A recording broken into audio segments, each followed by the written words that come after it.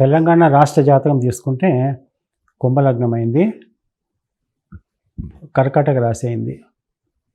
నవమ స్థానంలో శని రాహువులు ఉన్నారు, తృతీయంలో శుక్రుడు కేతువు, చతుర్థ స్థానంలో రవి బుధుడు ఉన్నారు.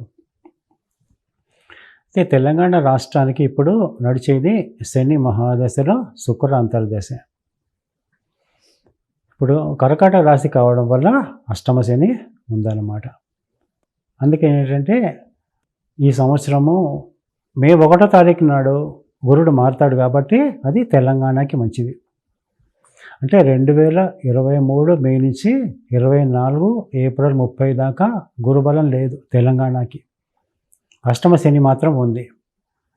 అందుకని ముఖ్యమంత్రి మారడం జరిగిందన్నమాట. ఈ సంవత్సరం ఏంటంటే గురుబలం ఉంటుంది తెలంగాణ రాష్ట్రానికి, ఇది మంచిదన్నమాట. కాబట్టి తెలంగాణలో అభివృద్ధి ఉంటుంది, ముఖ్యంగా స్త్రీలకి మంచిది. తర్వాత పర్యాటక రంగం పెరుగుతుంది.